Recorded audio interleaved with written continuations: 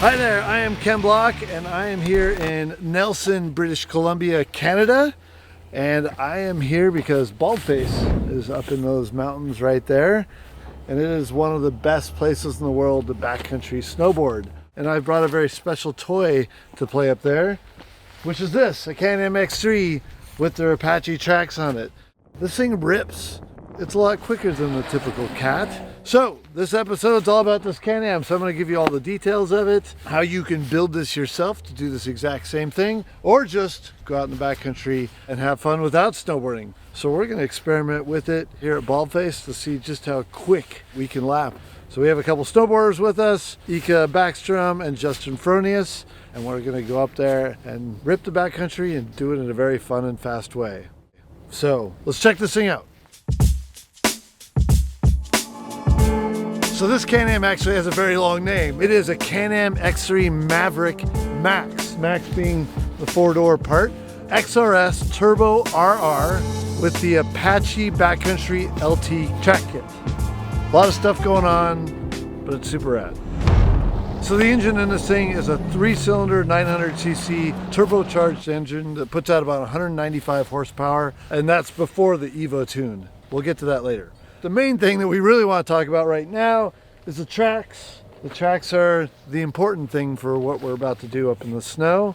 And it's a very special kit that Can-Am has built. The track itself, most of the technology comes from Ski-Doo. So Ski-Doo is a partner brand to Can-Am. So they took the Ski-Doo technology and made one of the most unique backcountry track kits in the entire world. So there is no other backcountry kit like this from the other manufacturers. This is unique specifically to Can-Am.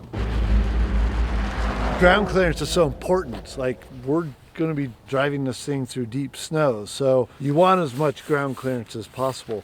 This kit actually adds 6.5 inches of ground clearance, from roughly 16 inches of ground clearance to 22. So that's just really important for being able to drive this thing through all sorts of different snow conditions. Obviously there's a limit. You're going to eventually hit the chassis if you go too deep, which I will be trying. This really gives you a lot more clearance for a lot of different types of varying conditions in the snow.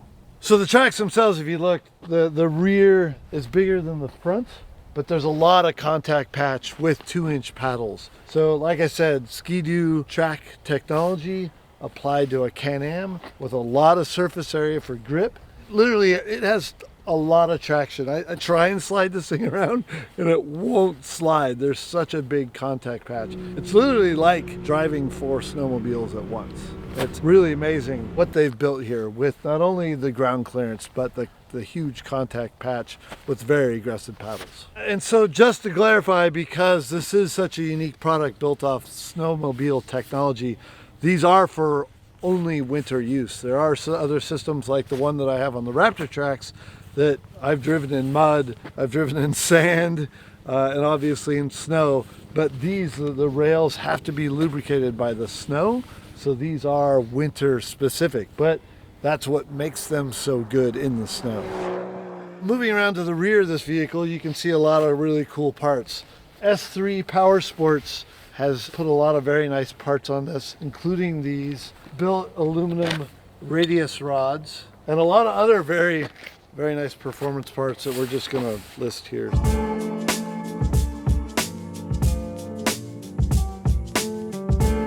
There's also a very nice bumper that you can see here. We've included a winch on the front and back of this unit because most likely I am going to get stuck somewhere at some point. So that's used to help pull and get us out of a bad spot. There's a very nice bag back here that's from Can-Am. It's actually built by Ogio, but available through Can-Am. So there's a lot of nice storage in and around on this unit. It's very important when you are in the backcountry. You need everything from tools to food to water, because things do happen out in the backcountry and we can be out in the middle of nowhere. We do have a special toolkit right here, which is the Savage UTV belt tool change kit. So it has everything that we need, a belt, all the tools, everything for us to be able to quickly change that belt. And of course, you can see back here too, the board racks. So there's 2 on each side, so we can easily take 4, but we can also take more boards and equipment up on the roof. All right, well up here you can see once again another S3 bumper with some nice rigid lights. We've got a full glass windshield with windshield wiper and fluid. And you've got the adventure rack up here at the top with a very nice big rigid light bar. The extended flares from Can-Am. And if you go inside, you start to see some of the storage kit, along with the storage up on the roof. So there's a full stereo system, a MTX audio system. There's also a heater system inside the cab here. It's called an ice crusher cab heater.